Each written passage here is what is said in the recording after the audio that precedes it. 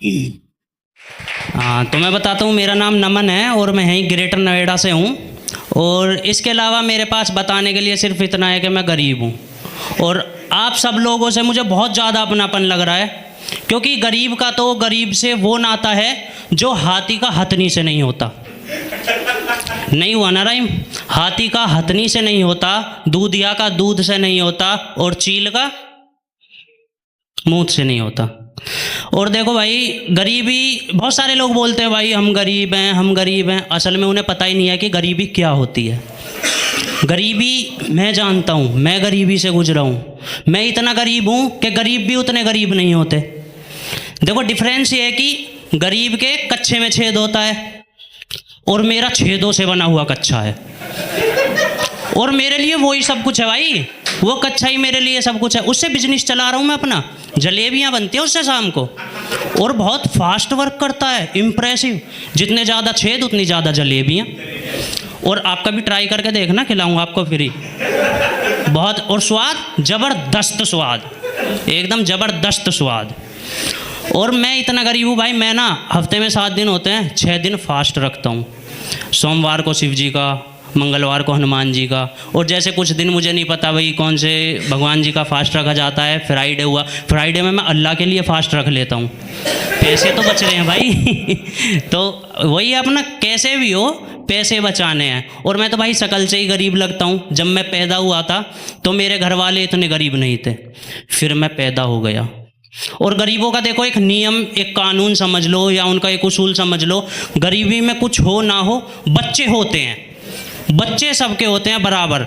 उनके लिए ये कहावत है कि जब करने के लिए कुछ ना हो तो बच्चे कर दो। जब करने के लिए कुछ ना हो तो बच्चे कर दो। और जब मैं पैदा हुआ था ना, तो मुझे देख के दाई ने भी यही बोल दिया था, ये तो बड़ा होकर गरीबों का मसीहा बनेगा। और आज मैं वही काम कर रहा हूँ, गरीबों के लिए काम कर रहा हूँ। जो उन्हें भीख में चिल्लर मिलती है, वो चिल्लर को मैं नोट में बदल के देता हूँ, जिस पे मैं 30% कमीशन खाता हूँ। उसी से मेरे खर्चे चल रहे हैं, उसी से सब कुछ चल रहा है मेरा। और बोलते हैं कि गरीबों की बद्दुआ लगती है। वो लोग मुझे बद्दुआ देते हैं, लेकिन मुझे नहीं लगती, क्योंकि मैं उनसे भी ज़्यादा गरीब हूँ। और मैं उन्हें कमीशन लेता हूँ 30% उनसे, उनको बद्दुआ देता हूँ, मर जाते हैं साले, वो मर जाते हैं। और ऐसा ही किन्नरों के लिए भी बोलते हैं कि भाई किन्नर की दुआ बद्दुआ लगती है। उनको, मेरे दोस्तों को नहीं लगती, उनकी, मेरे दोस्तों को उनको बद्दुआ नहीं लगती, क्योंकि वो उनसे भी बड़े। और मैं नाम भी मेंशन कर सकता हूँ, वरुण हुआ, हर्ष हुआ, विक्की हुआ, विवेक हुआ, अनुज हुआ, आदित्य हुआ, विशाल हुआ, रोहन, विवेक। ये मैंने रील निकाल दी अपनी इंस्टाग्राम की। सब खुश हो जाएंगे साले।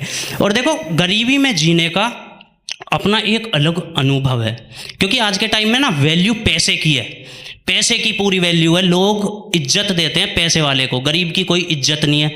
इसलिए उन्हें इज्जत खोने का डर भी नहीं होता। कहीं भी जाओ, कुछ भी खाओ, कुछ भी करो, कोई इज्जत खोने का कोई डर नहीं होता उनको।